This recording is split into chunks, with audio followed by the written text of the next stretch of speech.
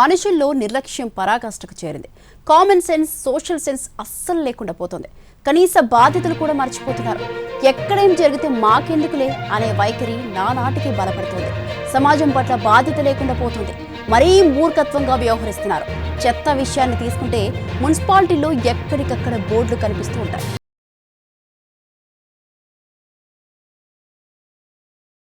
ఇక్కడ చెత్త వేయొద్దు అని, కానీ అక్కడే చెత్త వేస్తూ ఉంటారు మన జనం. ప్రభుత్వాలు స్వచ్ఛ భారత్ పేరుతో ఎంత అవగాహన కల్పించినా మన జనాలకు చెవికి ఎక్కితే ఒట్టు. అంతలా ముదిరిపోయింది మూర్ఖత్వం. ఎక్కడ పడితే అక్కడ చెత్త పారేసి మున్సిపాలిటీ వాళ్ళు తీయలేదంటూ విసుక్కుంటారు. తాజాగా కరీంనగర్ మున్సిపల్ కార్పొరేషన్లో బయటపడిన ఓ ఘటన జనాల నిర్లక్ష్యం ఎంతగా పెరిగిపోయిందో స్పష్టం చేస్తోంది.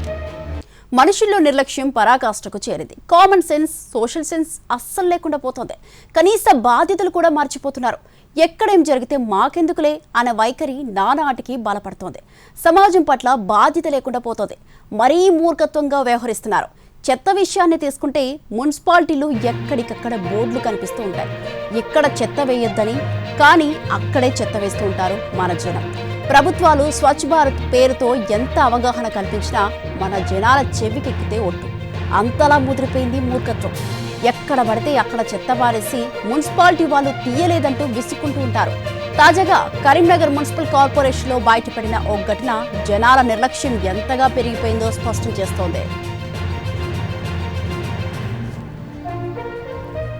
వర్షాకాలం కావడంతో కరీంనగర్ మున్సిపల్ కార్పొరేషన్ డ్రైనేజీలు క్లీన్ చేసే పనులు చేపట్టింది.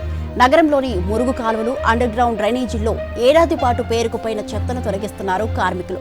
శివ థియేటర్, కోర్టు రోడ్డు ప్రాంతంలోని ఒక చిన్న డ్రైనేజీలో బయటపడ్డ వ్యర్థాలు చూసి కార్మికులే కాదు, అధికారులు కూడా అవాక్కయ్యారు. ఆ చిన్న మురుగు కాలువల్లోంచి భారీ మొత్తంలో ప్లాస్టిక్ వ్యర్థాలు బయటపడ్డాయి. దాదాపు 3 ట్రాక్టర్లు నిండేంత ప్లాస్టిక్ బాటిల్స్, ఇతర ప్లాస్టిక్ వ్యర్థాలు బయటకు వచ్చాయి. ఆ చిన్న డ్రైనేజీలోంచి బయటకు వచ్చిన చెత్తను చూస్తే అక్కడి ప్రజల నిర్లక్ష్యం ఎంత పెద్దదో అర్థమవుతోంది. ఇప్పుడు మున్సిపాలిటీలు, గ్రామ పంచాయతీలు కూడా ఇంటింటికి వెళ్లి చెత్తను సేకరిస్తున్నాయి. రిక్షాలు, చిన్న ట్రక్కులు, ట్రాక్టర్లలో చెత్తను సేకరిస్తున్నారు కార్మికులు. అయినప్పటికీ కరీంనగర్లో బయటపడ్డ కొండంత చెత్త జనాలు ఎంత మూర్ఖంగా వ్యవహరిస్తున్నారనేది స్పష్టం చేస్తోంది.